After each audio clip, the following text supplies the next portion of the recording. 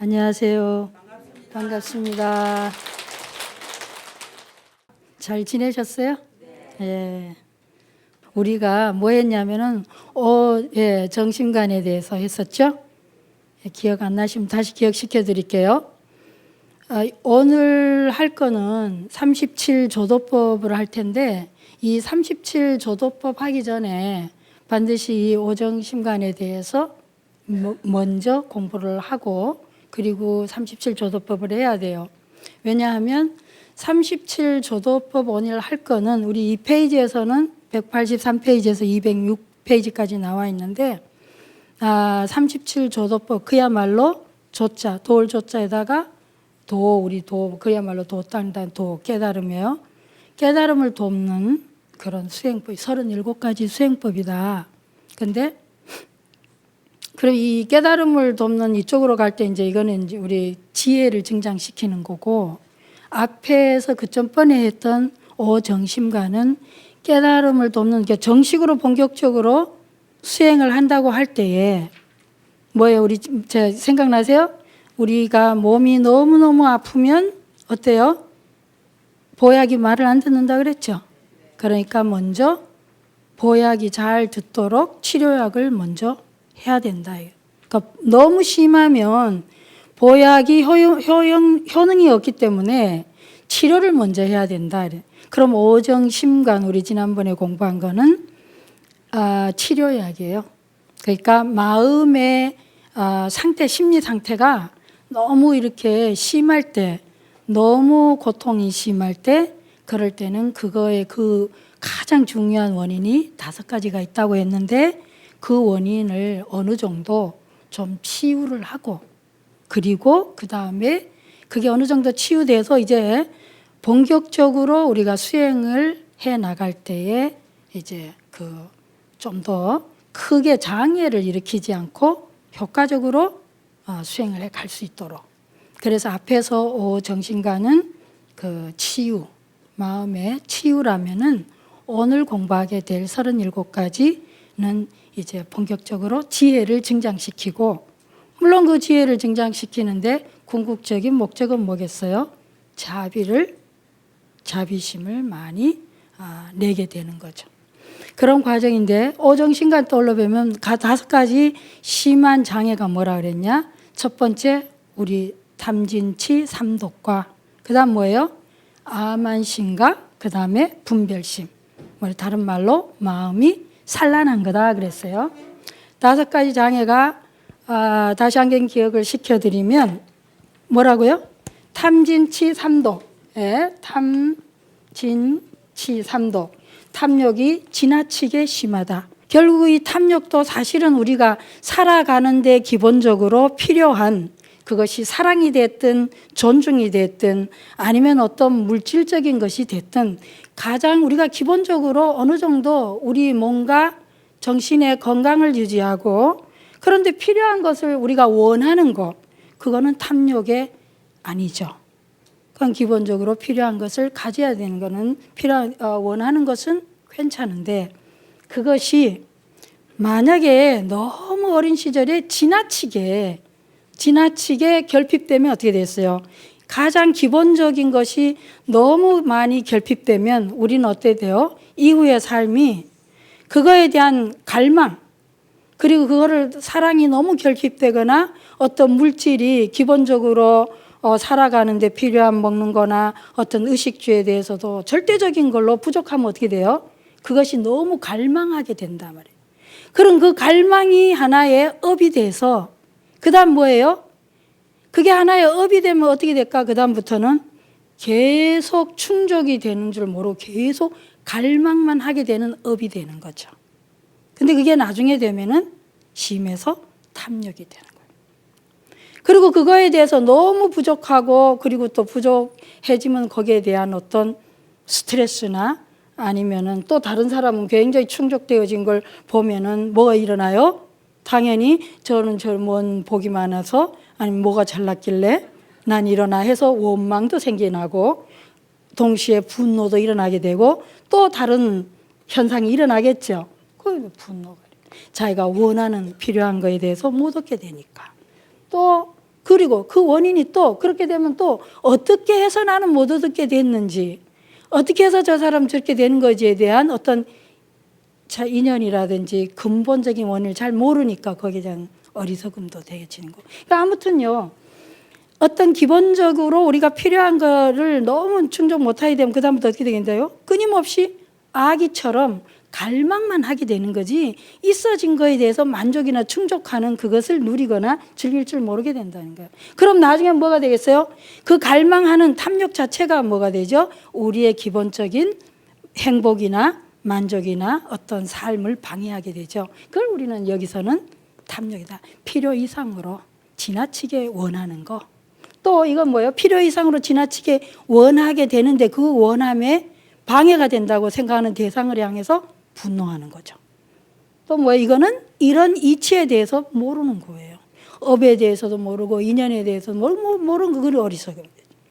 또 이뿐만이 아니라 우리가 살아가면서 또 뭐가 생겨나냐면, 이런 과정에서 뭐가 생겨나냐면은 나의 경험에 대한 집착이 생겨나서 그것이 결국은 아만이다.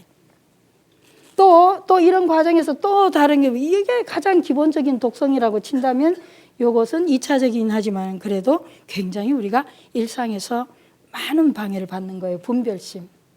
이것저것 계속 분별하고 판단하고, 그래서 마음이 항상 고요하지가 못하고 산란하다. 그러니까 이것이 어느 정도를 넘어서서 필요 이상으로 심하게 되면은 우리는 실질적으로 그런 좋은 수행법이 있어서 마음 공부를 하고 수행을 해도 그 수행한 만큼 효과를 얻는 것이 아니라, 저 사람 저렇게 절에 10년도 아니고 마음 공부를 20년 했다는 게 왜 저래?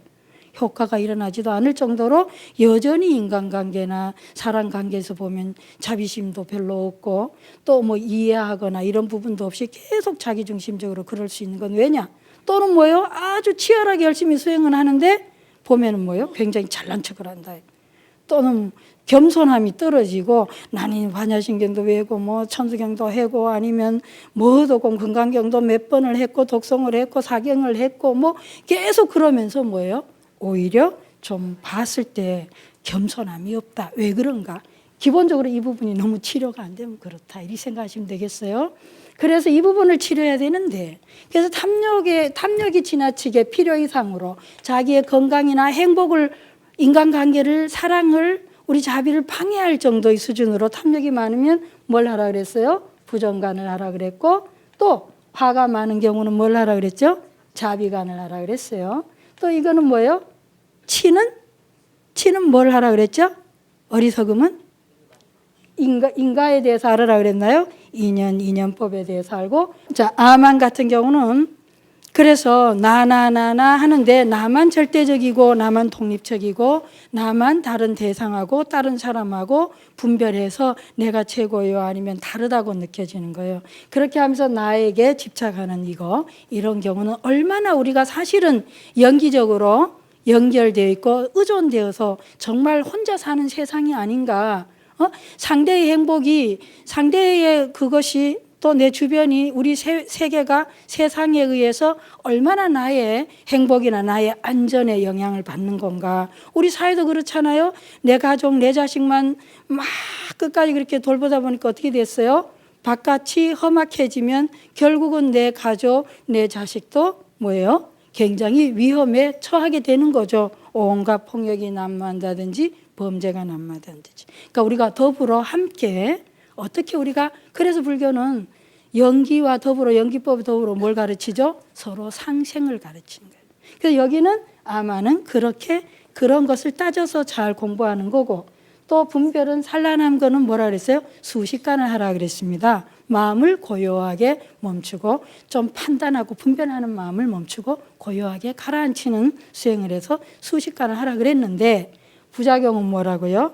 그런데 이것이 너무 심한데 우리가 어떤 경우는 이 예를 들어 분별심이 굉장히 심한 사람이 계속 분별하는 불교 공부를 하게 되면 어떡한다고요?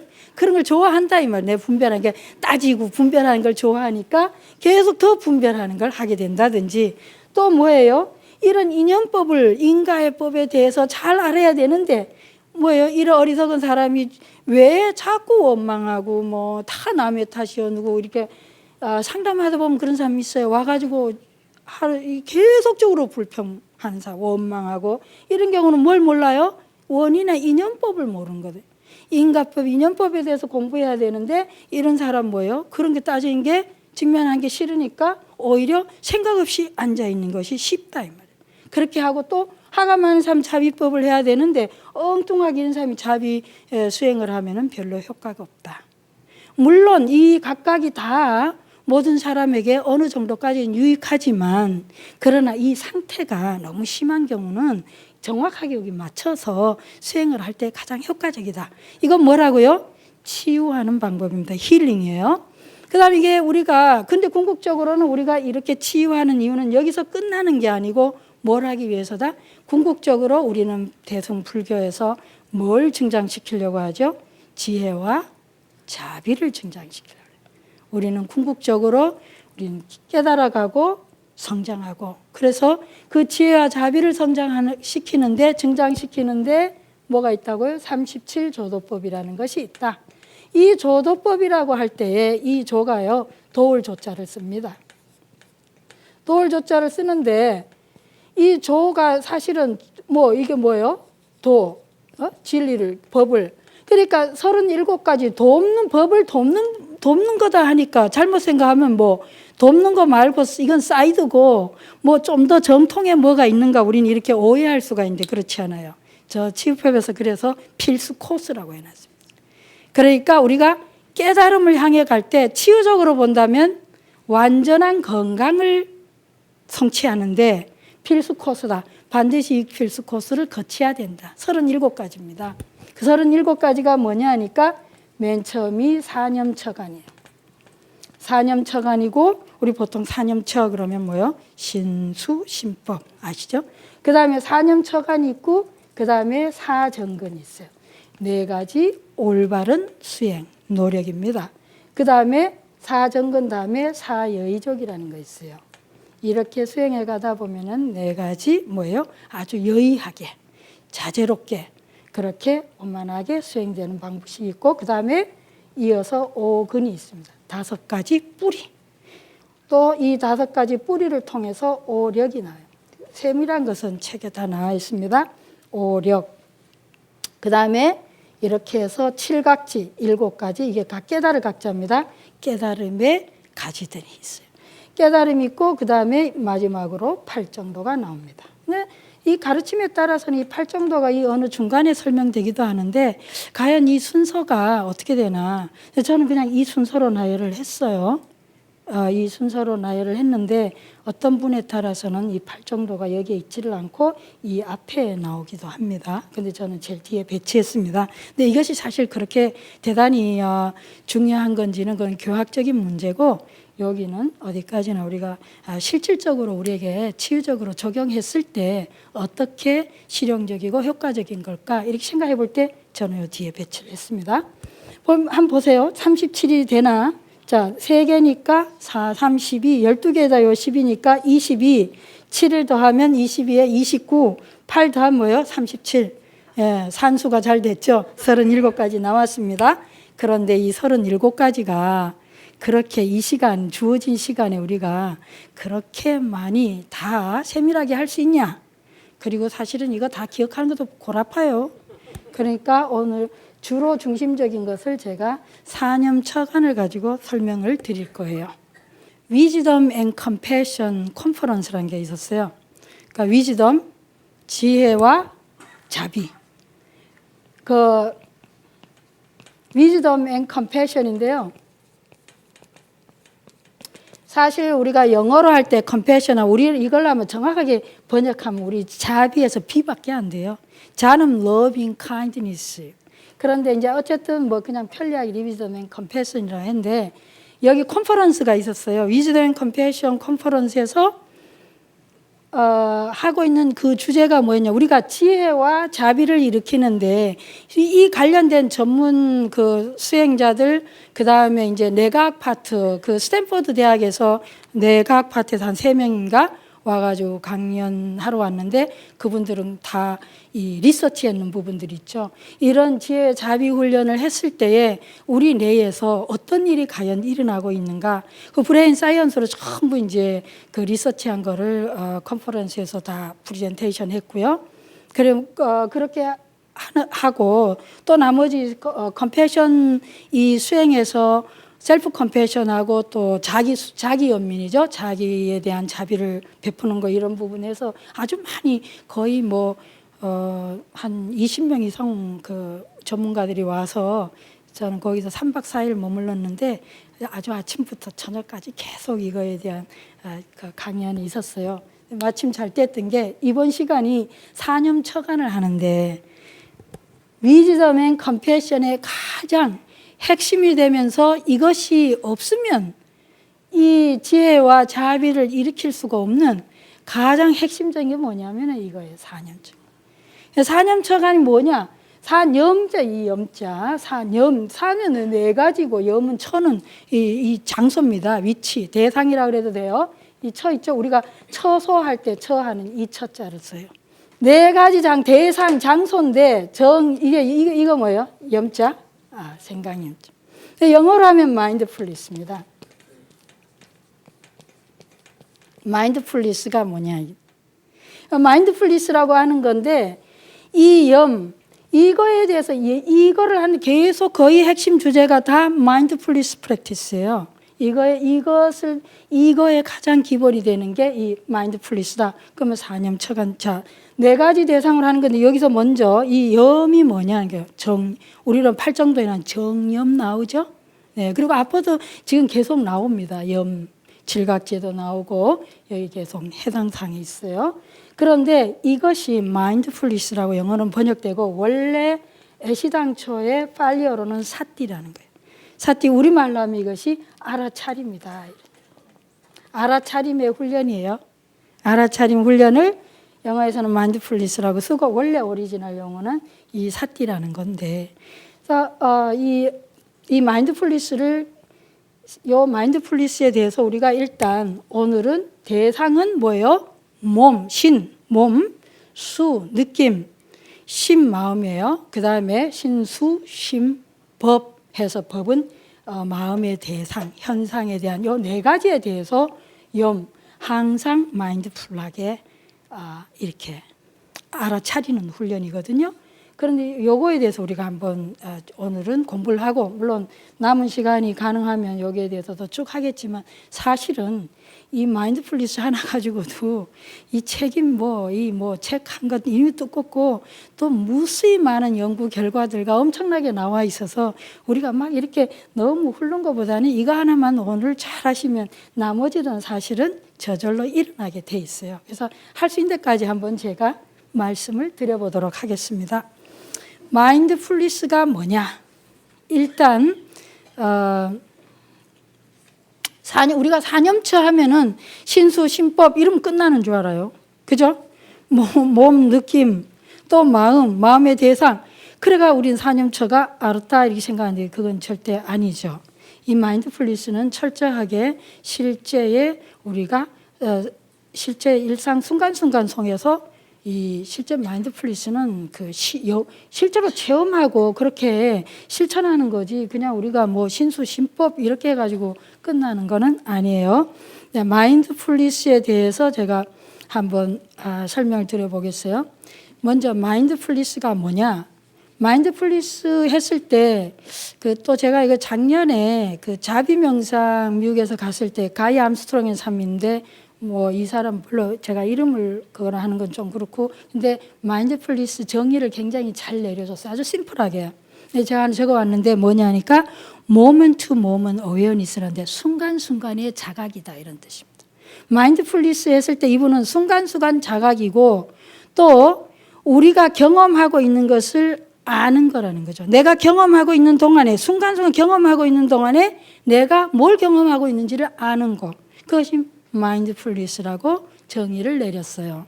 그리고 이제 또 요즘 MBSR 해가지고 이거 마인드풀리스 베이스드 스트레스 리덕션에서 이제 그 마인드풀리스를 기초로 해서 어떻게 스트레스를 감소하나 이런 프로그램으로 아주 세계적으로 많이 특히 유럽 쪽에도 많이 알려지고 작년에는 우리 한국에도 오신 분인데 이 존 카바치니한 분인데 이분은 어떤 정의를 내렸냐면은 이분은 마인드풀리스를 그 병원에서 치료 장면에서 사용했거든요. 그래서 치료적으로 어떻게 정의를 내렸냐 하면은 마인드풀리스라는 것은 순간순간에 우리가 어떤 의도를 가지고 의도적으로 주의를 기울였을 때 일어나는 자각이다. 치료적으로 볼 때는요. 그리고는 또 순간순간에 그 경험에 대해서 판단 없이 그냥 개방하는 거. 그게 마인드풀리스다. 이렇게 얘기를 했어요. 그래서 제가 요거에 대해서 또 크리스 거머라고 저하고 같이 저하고 같이라보다 제 박사 논문 쓸 때 논문 심사위원이기도 했는데 지도위원이었죠. 이분이 마인드풀리스에 대해서 정의를 굉장히 잘한 게 있어요. 그래서 제가 하나 적어왔습니다. 사띠라고 했을 때에 우리는 세 가지 요소가 들어있다. 하나는 알아차림, 어웨어니스다. 또 다른 거 하나는 주의다, 어텐션이다. 주의가 간다는 거죠. 알아차릴 때는. 또 마지막으로는 기억이다 그랬어요. 리멤버링. 마인드풀리스는 사띠라고 했을 때 이 사띠라고 하는 것은 세 가지 요소가 개입되어 있다. 하나는 뭐냐? 자각이다. 어웨어니스예요. 자각이 들어가는 거예요. 또 다른 거는 어떤 요소가 들어가 있냐? 주의라고 하는 요소가 돼요. 어텐션이 들어가 있다. 주의가 들어가. 그리고 나머지 또 하나는 뭐예요? 잘 기억되어 있는. 리멤버링, 기억하는 요소가 있다. 그래서 우리가 보통 정염 할 때 발전돼 염했을 때는 이 염이라고 하는 것은 자각, 알아차리는 거 그리고 그거에 대해서 아주 어텐션, 주의가 주의하세요. 이게 저를 주의하세요. 이게 주의, 그 주의, 어텐션이 들어가 있고 또 하나는 뭐예요? 잊어버리지 않는 거죠. 기억하고 있는 이런 세 가지 요소가 들어있는 것이 마인드풀리스다. 이렇게 정의를 하고 있습니다. 네. 그래서 그러면은 이제 정의는 됐고요. 그러면 우리가 그럼 어떻게 이렇게 마인드풀 할 거냐 하는 거죠. 문제는 어떻게 마인드풀 할 거냐 그랬을 때에 우리는 신수신법 할 때 내 몸이 움직일 때 그 네 가지 대상에다가 우리가 뭐를 해요? 알아차리고 네 가지 대상에 대해서 알아차리고 또 주의를 기울이고 또 뭐예요? 망각하지 않고 계속 뭐예요? 기억을 한다. 네 가지 대상이 뭐라고요? 내 몸. 그러니까 내 몸이 움직일 때 움직이는 걸 알아야죠. 내 밥을 먹어. 근데 밥 먹는지도 모르고 밥을 먹는다든지. 그죠? 또 내가 무슨 말을 하는데 무슨 말을 하는지도 모르고 말을 한다든지. 그러면 안 되겠죠. 마인드풀 하지가 않다. 마인드풀 하지 않는 경우는 충분히 그러죠. 내가 뭔 말하는지도 모르고 말을 하거나 밥을 먹는 거면서도 밥을 먹는 건지 뭐 하는 건지도 모르고 먹을 수도 있어요. 어떻게 하면? 한정신이 나가면. 한정신이 나갔다는 얘기는 어떻게 되겠어요? 정신이 지금 어디에 있어요? 마음이 지금 여기에 있지 않다는 거죠. 그래서 또 치료적으로 볼 때는 이 마인드풀리스가요, 반드시 현재에 있을 때. 심리 치료에서 이 마인드풀리스를 적용할 때는 자각도 있어야 되고 뭐요? 현재에 있어야 되고 또 현재에 대해서 수용해야 된다. 이런 말 나중에 이제 기회 있으면 또 드릴게요. 자, 치료적으로 볼 때는 그렇다 이 말이죠. 그 왜 그러냐? 이거 몸이 있는데 내가 행주자와 어묵동정 내가 움직이면 움직이는 줄 알고 밥을 먹으면 밥을 먹는 줄 알고 말을 하면 말을 먹는 줄 알고 만나면 만난 줄 알아야지. 그렇지 않고 사람하고 관계에 있을 때도 마찬가지예요. 우리가 관계에 있을 때 부부 관계도 그렇죠. 요즘 부모 자녀 관계 왜 그래요? 너무 자기 일에 한정신 빠지거나 또 요즘 특히 스마트폰 있어가지고 밥 먹으면서도 이거 하고 아니면 얘기하면서 이거 하고 그런 사람 많거든요. 대화하면서. 그럼 어때요? 상대가? 함께 있으되 몸이 함께 있으되 함께 있는다고 느끼지 않죠. 그러면 소외감을 느끼고 서로 연결성이 못 느끼고 내가 존중받는다는 느낌 못 받죠. 남편이 그러든지 부인이 그러든지 부모가 그러든지 자식이 그러든지 그러면 뭐예요? 나는 완전히 존재하지 않는 것처럼 느끼게 되는 거예요. 뭐가 없다? 커넥션이 없는 거죠. 우리가 함께 연결돼 있다. 소통이 없는 거예요. 마인드풀니스가 없으면. 그래서 우리가 왜 일상의 관계에서 우리가 보통의 인간 삶의 관계에서 이것이 그렇게 중요하냐. 그렇기 때문에 이 서양의 심리치료에서 심리적인 문제를 안고 심리적인 고통을 호소하는데 이 어째서 이 마인드풀니스 프랙티스가 이렇게 이런 수행이 그렇게 이 서양 사람들한테 각광을 받고 지금 심리치료에서 아주 엄청난 하나의 거대한 흐름으로 자리 잡게 됐는가. 가면 갈수록 우리가 일상을 하는데 왜 이 사념처 그러니까 내가 행동할 때, 내가 움직일 때, 내가 밥 먹을 때, 내가 말할 때, 사람을 만날 때 그 사실을 알고 있어야 되고 내가 눈으로 보면 뭐예요? 보고 있는 걸 알아야지. 어떤 경우는 내가 너무 한정신 빠져 있으면 어때요? 앉아있는데도 그 사람이 안 보이는 거나 딴 생각하느라고. 그래서 우리가 많은 관계에 문제가 일어난다는 거죠. 우리는 근본적으로 연기적 존재이기 때문에 서로 연결되어 있는 존재고 내 홀로 사는 존재가 아니기 때문에요. 소통되어 있고 이 사람이 내가 지금 여기 있는 걸 상대가 알고 있고 인식하고 있는 걸 내가 못 느끼면요. 굉장히 소외감을 느끼면서 내가 무가치한 존재로 느끼게 되고 그리고 뭐예요? 외로워지고 우울해지고 여러 가지가 현상이 와요. 서로가 서로를 굉장히 소외시키는 시대를 사는 거지. 사실 치료가 그래서 이 마인드풀니스, 이 정념 치료 굉장히 아주 효과적이다. 그 어떻게 해야 되느냐? 그러니까 내 몸이 가는 곳에 어떻게 해야 된다고요? 마음이 있어야 된다. 이거. 그것이 기본적으로. 그 있는데 그냥 있으면 되냐? 상대를 이 몸이 가는데 상대가 있어 함께 있는데 뭐 저 인간은 이렇고 저렇고 저 사람이 이렇게 생기고 저렇게 생기고 아이고 그렇게 하면 어떻게 해요? 그건 함께 있는 게 아니죠. 판단하지만 안 돼. 판단하지 말고 어떻게 해요? 굉장히 개방적으로 있어야 된다는 거죠. 개방적이고 수용적이고 친절하고 어떻게 해요? 처음만은 같이 호기심을 갖고 대해야 된다. 판단하고 분별하면 그건 마인드풀한 게 아니에요. 아시겠죠? 그렇게 해서. 근데 우리 사실 나이를 먹어가면 어때요? 자꾸만 나이를 먹어가면 뭐 경험에 대해서 새로운 게 없어. 뭐 재미스러운 게 없고 신선함을 잃어버려요. 그리고서 뭐 호기심도 별로 없어. 뭐 그게 그런 거 사는 게 다 그런 거지. 뭐 인생이 그런 거지. 이렇게 된다고. 왜? 자꾸 뭐예요? 우리는 경험에 끄달리고 경험에 과거 경험에 집착돼 있고 어떤 자꾸만 뭐예요? 우리의 관념이나 신념이나 어떤 우리의 기대나 걱정이나 미래에 대한 불안이나 그런 것 때문에 우리는 현재의 경험에 뭐 이렇게 정말로 충분하게 이 알아차림을 하고 있지 못하는 거예요.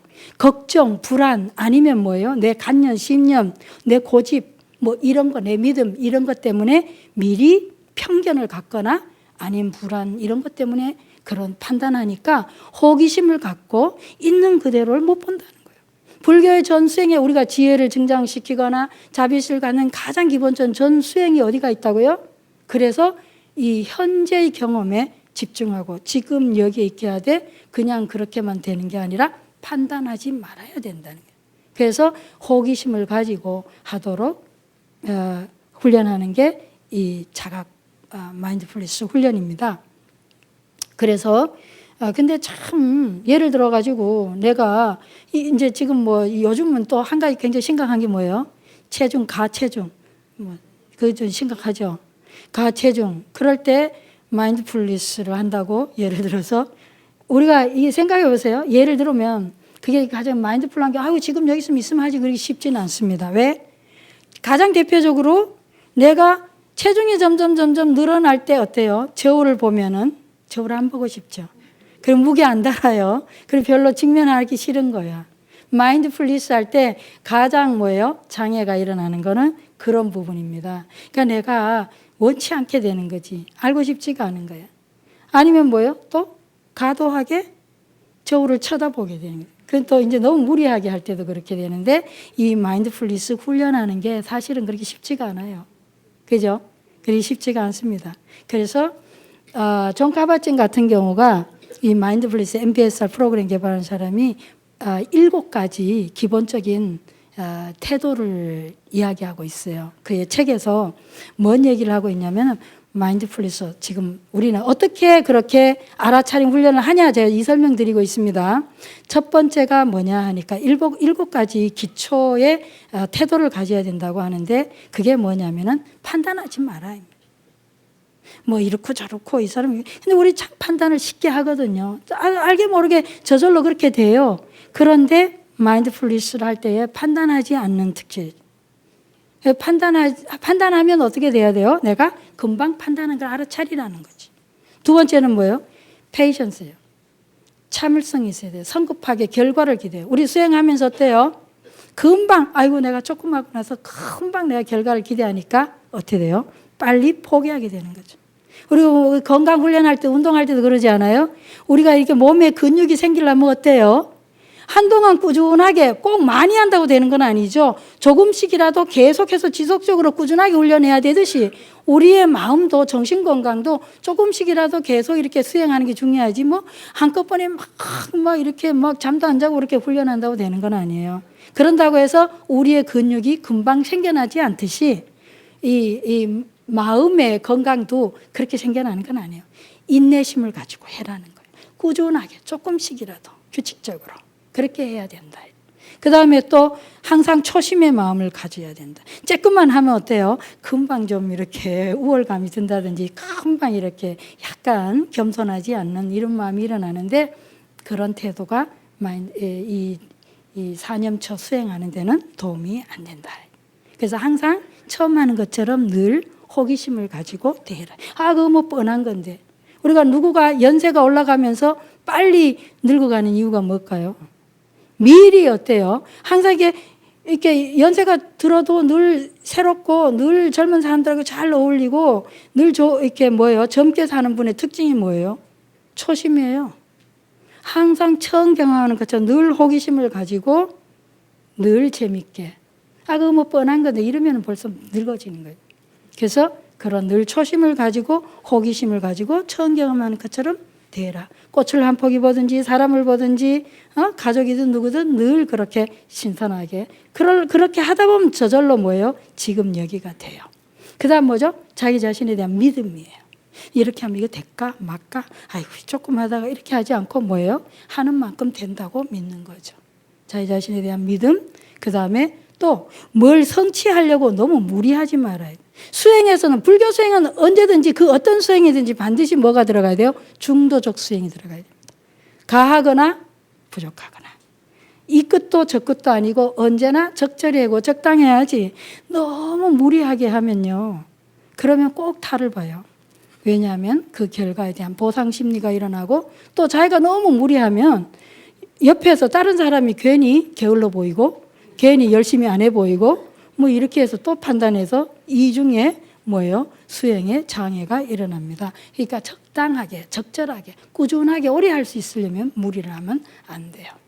그 다음에는 수용인데 억셉턴스라 해서 그 자기 그때그때 경험에 대해서 부정을 하거나 왜곡하지 말고 그냥 있는 그대로를 바라보는 노력을 해야 된다.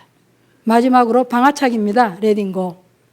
방아착이라는 건 언제든지 우리가 지금 현재 나를 괴롭게 하거나 내가 힘겹게 하는 것들은 그냥 놓아라. 좀 놓고. 너무 뭐 어떤 사람 보면요. 자기를 스스로 막 괴롭히는 생각을 일부러 오래 하는 사람 있잖아요. 그러지 말아라 이거예요. 인생은 뭐예요? 생각보다 인생은 짧죠. 또 어떻게 보면 길기도 해요. 너무 괴로우면 길죠. 시간도 안 가고. 근데 그래도 우리가 정말로 생각해야 되는 거는 그 순간순간이 굉장히 소중한 순간인데 공연히 그 시간들을 너무 이렇게 괴로운 걸 부여잡고 그렇게 생각하면서 매달리거나 또 막 밀어치거나 거부하는 걸로 보내면 안 된다. 이런 7가지 기본 태도를 이야기하고 있어요. 그래서 마인드풀리스가 이 알아차림이 아닌 훈련이 뭐냐? 그러니까 너무 애를 쓰거나 아니면 또 막 무슨 뭔가를 성취하는 어떤 결과에 어떤 내가 뭐 이런 신통력이나 아니면 어떤 심리 상태를 성취하려고 애를 쓰거나 무리하게 긍정적이려고 해도 안 돼요. 요새 긍정 심리학이 뜨긴 하는데요. 애 써서 부정적인 것도 긍정으로 만들 필요는 없어요. 여기서 사띠는요.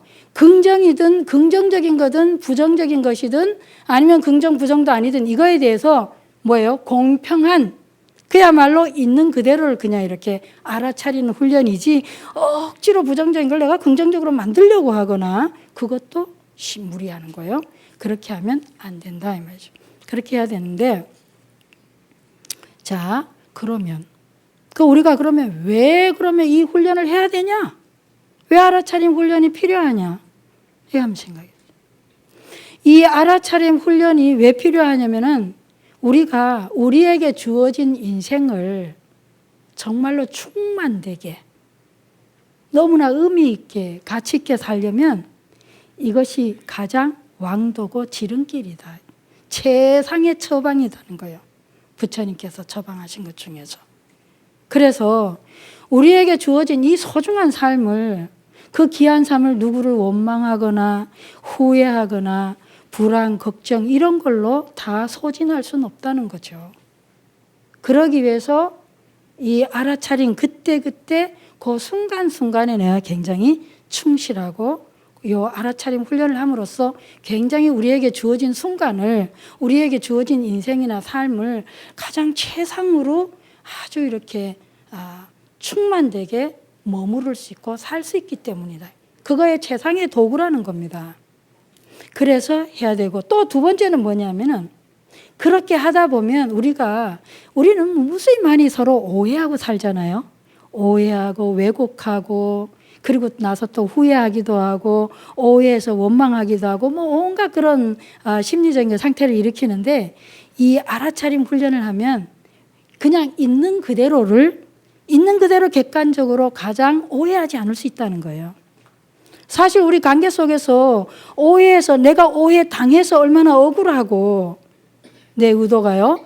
또 내가 상대를 오해해서 내가 얼마나 좋은 관계를 망가뜨리냐는 거죠. 그래서 충만되게 살아야 되는데 오해하면 그런 일이 안 일어나는 거잖아요. 그러니까 이 알아차림 훈련을 하면은 그것을 최소화하고 내가 알아차리는 만큼 가장 그렇게 안 할 수 있다. 그러니까 이거 해야 된다는 거예요. 이 훈련을. 그리고 더 나아가서는 이게 깨달음의 필수이기도 하고 또 현실적으로 보면 어때요? 이렇게 할 때에 요즘 말하는 쉽게 얘기해서 암, 심장병, 스트레스, 우울증, 불안증 할 것 없이 온갖 심리적, 신체적 수많은 현대인들의 병이 있죠. 이 병 치료에 최상의 약이라는 거예요. 그러니까 해야 된다는 거예요. 그런데 그게 그러면 증거가 있냐? 진짜 그렇냐? 제가 말씀드렸듯이 저는 가서 이번에 온갖 내과학에 대한 얘기를 많이 듣고 왔습니다만은 연구 지금 많이 하고 있거든요. 스탠퍼드 대학에는 아예 연구소가 있어요. 컴패션, 자비 연구하는 훈련소가 있습니다. 우리 어떻게 하면은 우리 인간에게 자비심을 이렇게 더 많이 이렇게 훈련시킬 수 있나? 우리가 자비 훈련을 많이 시키고 그걸로 통해서 우리가 좀 더 행복한 삶을 살 수 있나? 청소년들에게, 아이들에게, 어른들에게 이걸 하기 위한 연구를 많이 하고 있습니다. 근데 어쨌든 그럼 증거가 어떻게 되냐 이거요.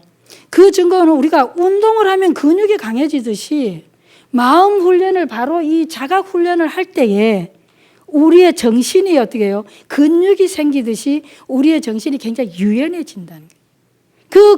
그 증거가 어디 있냐? 뇌에 있다. 옛날에 우리 MRI 있죠? 뇌 이게 스캔하는 거, 사진 찍는 거요. 그게 없을 때 초기에 1995년 97 이럴 때는 굉장히 이게 효과가 있다, 불교 명상 수행이 효과가 있다 없다 논의도 되고 이런 증상은 우울증이나 아니면 또 정신증 같은 거는 효과가 있다 없다 해서 논란이 논문이 좀 있었지만 이 뇌 사진 있죠? 이거가 나오고부터는 논란이 이론이 없습니다. 다 효과가 있는 거예요. 그러니까 심지어는 우리 그전에는 아주 집중적으로 하루에 몇 시간씩 아니면 수행하는 스님들 이랬는데 지금은 아니에요. 하루에 40분, 20분, 심지어는 1분만 해도 효과가 있다. 그리고 또 정서를 잘 컨트롤하는 이 파트가 그리고 굉장히 편안해하고 이럴 때 작동이 하는 뇌 분야가 뇌의 영역이 아주 이렇게 더 많이 활동을 한다. 뭘 하면요? 명상 수행, 이 사티 훈련을 하면 그런 부분에 대해서 뭐 내 사진 찍어가지고 엄청 나오고, 또 특히 이 MBSR 쪽에 절하고도 가까이 있는데요. 매사추세츠주에 그 우스타라는 지역이 있어요.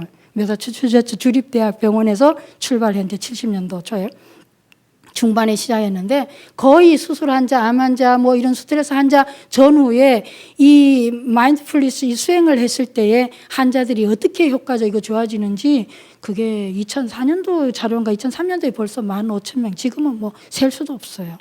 그냥 일반인들의 명상 수행 숫자를 빼고 환자들만. 그러니까 이렇게 이 병원 장면에서도 그렇고, 그 외에 그냥 일반인들도 이런 그 8주간 수행, 뭐 40분 훈련 이렇게 했을 때에 내 이게 전두엽, 프리프론탈 코텍스라고 하면 여기에요, 영역이에요. 이런 영역이 우리가 전체적으로 어떻게 우리의 감정을 컨트롤하고, 우리 뭐예요, 문제는 감정 조절이 안 돼가지고 일을 얼마나 그리 쳐요, 현실 사는데. 대인관계라든지 그런 부분에서 저절로 컨트롤이 될 뿐만 아니라 기분을 굉장히 좋게 하고, 당연히 이렇게 하니까 고요하고 안정되니까 어때요? 당연히 효과죠.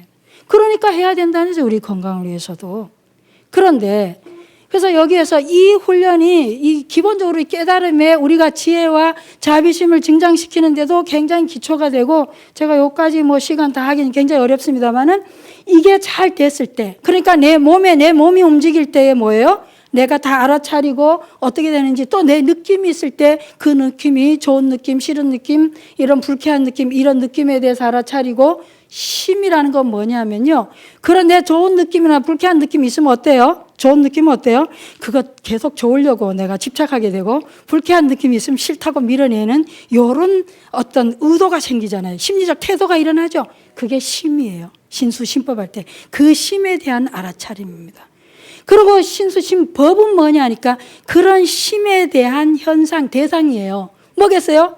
내 과거 기억이라든지, 아니면 어떤 현상의 물질이라든지, 아니면 어떤 사람이라든지, 뭔가 생각, 사상, 이런 거에 대한 것에 대해서 내가 어떤 그런 심리적인 태도, 어떤 욕구, 이런 것이 일어나는가, 그거에 대한 알아차림입니다. 그래서 신수심법인데, 그러면 그런 거에 대해서 알아차리면 그냥 알아차린 거 끝나면 안 된다. 또 다른 과제가 있어요. 우리가 잘 알아차리게 되면 저절로 사정근이 됩니다. 이어집니다. 어떻게? 사정근은 뭐예요? 나한테 유익하고, 나가 건강하고, 내게 행복하고 나를 지혜롭게 해주는 거에 대해서는 어떻게 되겠어요? 계속적으로 그걸 증장시키고 싶죠. 또 나를 불행하게 하고, 나를 너무 안 좋게 하고 고통스럽게 하는 건 어떻게 하겠어요? 나를 성장시킨 거 반대되는 거? 그거는 당연히 어떻게 돼요? 안 하도록 이렇게 안 하게 되죠. 더 조절하게 되는 이런 능력이 저절로 생겨난다. 그렇게 하면서, 그렇게 되면 나중에는 저절로 마음도, 여기에 가면 욕망에 대한 거, 또 이 정진하는 거, 또 마음에 대한 이런 것들이 점점 여일하게 되는 거죠. 여의해진다. 자유자재로진다. 그러면서 믿음의 뿌리부터 시작해서 뿌리가 생겨 쭉 나오는데, 제가 여기 시간 관계상 이 37초도 뭐 오늘 다 하긴 어렵고, 여기서 일단 마치고 다음에 이어서 한 번 더 말씀을 드리도록 할 텐데요. 오늘 이 시간에 여러분이 기억하셔야 될 건 뭐냐? 복잡하게 생각하지 마시고, 자각을 하는 거, 이것은 뭐예요? 무조건 내 몸 건강, 정신 건강에 도움이 된다. 그러니까 내가 말할 때, 움직일 때, 내가 또 뭔가를 볼 때, 들을 때, 생각할 때 뭐예요? 내가 뭘 듣는지, 뭘 보는지, 내가 누구하고 함께 있으면 함께 있는지를 알아차려라. 알아차리되 어떻게 하라고요? 자꾸 분별하거나 평가, 판단하려고 하는데 그러지 마시라 이거예요. 누구를 위해서? 나를 위해서. 예, 그래서 그냥 있는구나 하고 이렇게 계속 하시면 되겠습니다. 여기까지 하겠습니다.